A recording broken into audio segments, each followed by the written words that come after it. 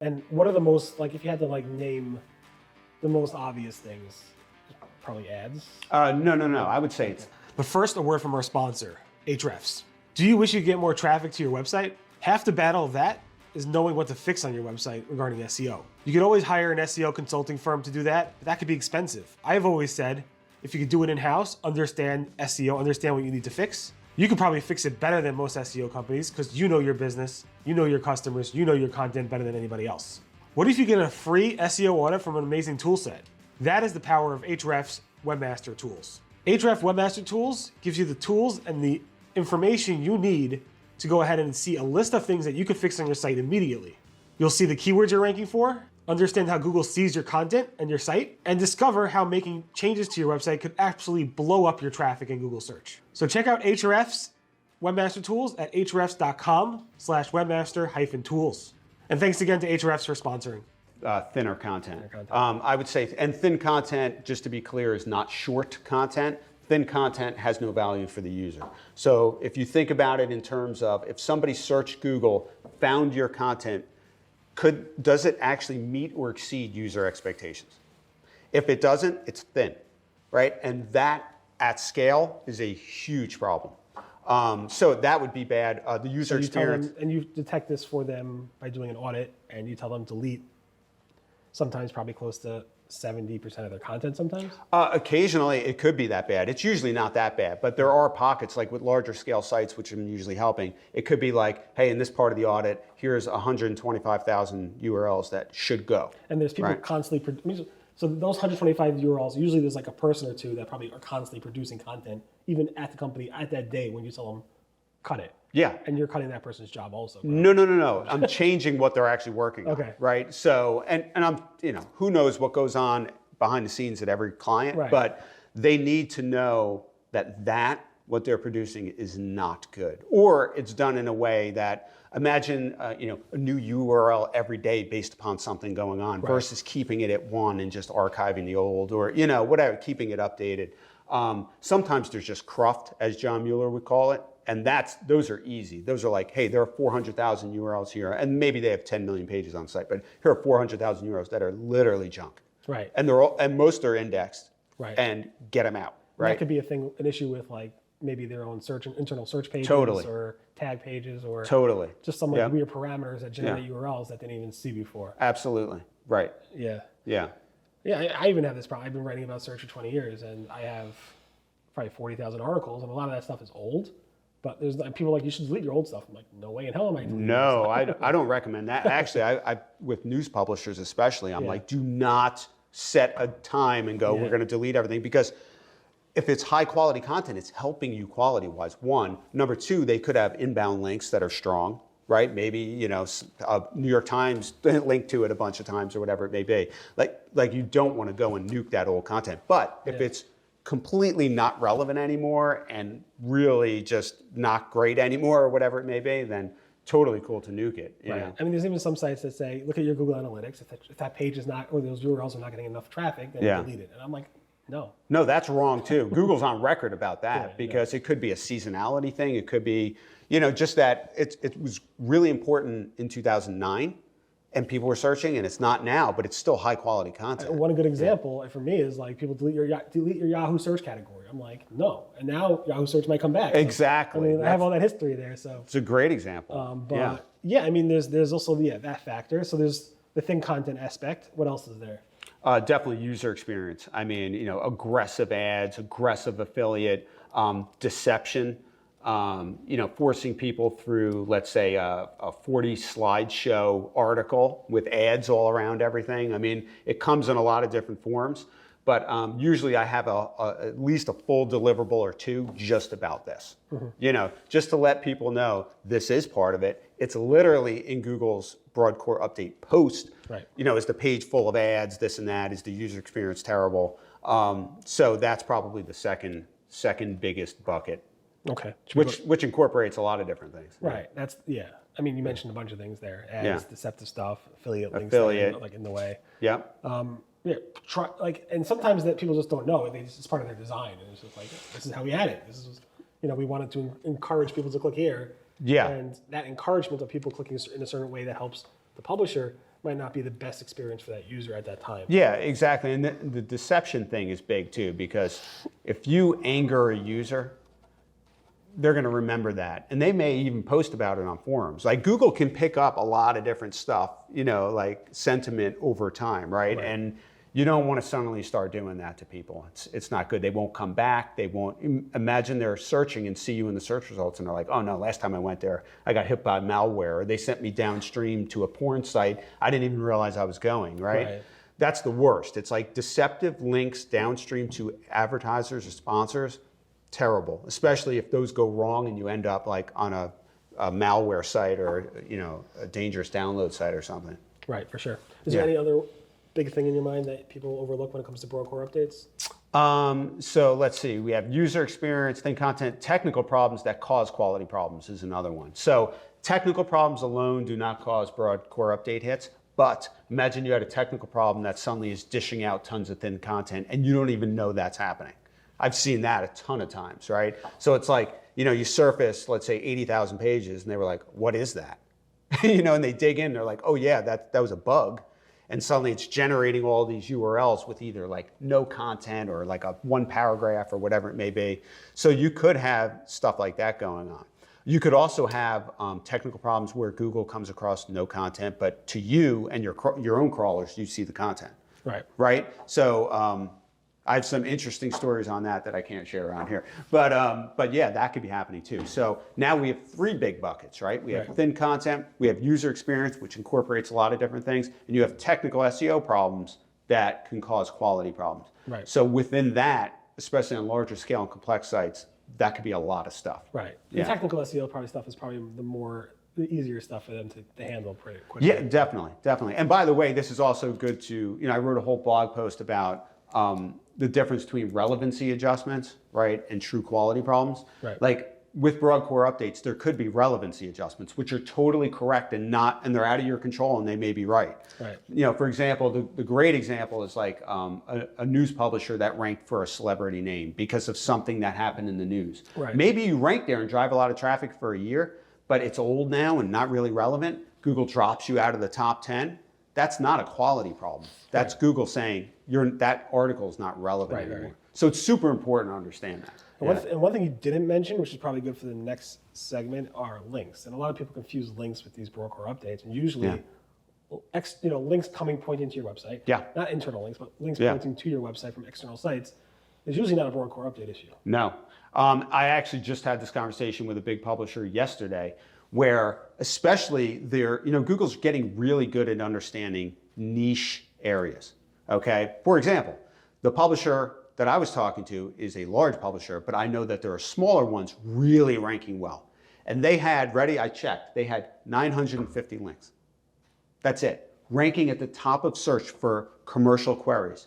Why? Because that's their vertical. That's what they hammer. They're really good at it, right? I mean, I rank with my site for things around algorithm updates, beating out some bigger sites and news sites and stuff like that. So Google's really good at that. The other thing is with product review updates, right, which are also core update-like for product review sites, I've written about this numerous times. Sometimes sites with barely links, right, I'm talking under a few thousand links, are ranking through the roof when huge behemoths who have that and millions of links, they tank. Right? So it's not all about the links. Sure, links are super important, right? That's what authority is about in Google's eyes, right? Links and mentions from well-known sites. But it's not the end all. So I never, I can tell you this. I've helped a lot of large-scale publishers with millions and millions of links that got hit by broadcore updates. It's not the links. Right. No, it's interesting because it used to be like the content versus links. What's king? Content or links. And now I think nobody would argue that content is definitely king. And even Google's been saying recently that links are just not that as important as they used to be. You could used to be able to fix any Panda problem with a link in the old days. Almost. Like, I don't agree with that. For a specific anchor text, or like if you Panda? Maybe not Panda, pre-Panda maybe. You're talking about? I meant to say pre-Panda. I'm sorry. Any pre-Panda problem. I was going to say now with Panda. No, sorry. Any pre-Panda problem with links. Okay. Any pre-Panda problem you'll be able to fix with links. Got it. Panda came out, links became less important because the content was more important. Core updates even accelerated that more. So you used to be able to literally throw links at the problem back in the old days. Then we saw a lot of things around like links and how they've changed. And like most recently, John Mueller has been saying it's less important. Not necessarily less important because maybe links are just not as maybe factored in as much, but more maybe because Google's able to determine if that link should be counted or not. Yeah. By themselves. Absolutely. And we saw that with different spam link updates. Although I don't think they need the spam link updates for that to work. I don't think. Right? Well, the link spam update was huge, but I'll tell you every site that I analyzed that got hit by that had really old school Penguin 2012 links.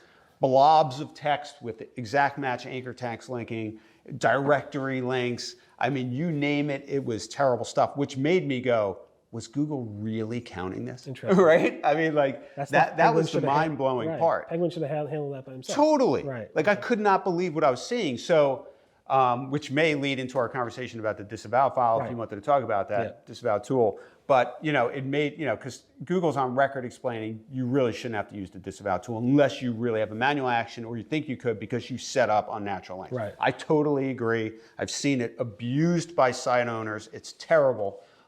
There's one site owner that I feel terrible for. I keep telling him not to use it. I think that there are like 30,000 domains and he keeps adding. It's fun. You can hurt yourself more with it, like Gary said it numerous times. I agree. If he removes it, it'll be very interesting to see if his rankings go up. Right. Yeah. I don't know if they would go up, but I think it's not doing anything. Right. I don't think it's helping him at all. But maybe he disavows stuff that might be helping him. So. Absolutely. It's totally possible. So the disavow tool, actually, it's buried in the Google Search Console user interface for a reason. Googlers have even said they don't even care about it, right? I mean, like, if it went away, that would be cool. I could see it going away. I think Google could nuke the tool. Right. And I would even say, and I said this on the Marketing Talk podcast, that it can go away this year.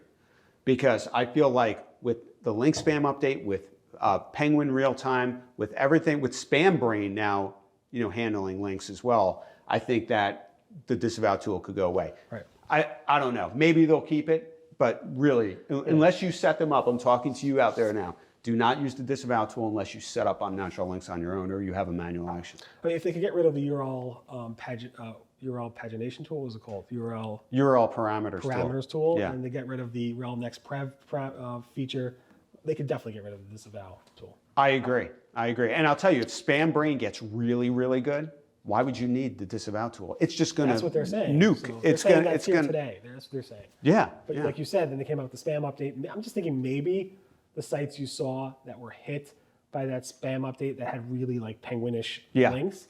Maybe there were other links that maybe Google, maybe they handled those links, and maybe there were some other things that maybe they saw. I thought about that too, but I'll tell you, the drop was so big.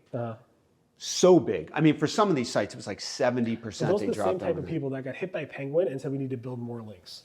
You think? Probably. I mean, some of them, it was very uncomfortable conversations that I've had with some site owners that were like, "Why'd this happen?" And I'm like, had to tell them, I'm like, "Well, these are really spammy links." And then they're like, "Well, who set them up?" And I'm like, "I don't know." You need to talk to whoever is working for you. And then you have these companies coming out with this disavow services, which gets me to think like there's going to be companies that come out with the Dis AI services when if Google ever goes after like low quality AI generated content, and AI, you're gonna have the SEO companies using AI to build content. I'm kind of going back to the front of the video. Yeah. And then there's companies, the same companies offering services to kind of disavow, not only disavow, but probably improve or remove that content that Google's targeting now because it was written by low quality AI tools. Yeah, I mean, it's really an interesting time. I mean, I just read that from an artwork perspective, I shared this on Twitter, is that there's now a tool that can mess with at the pixel level.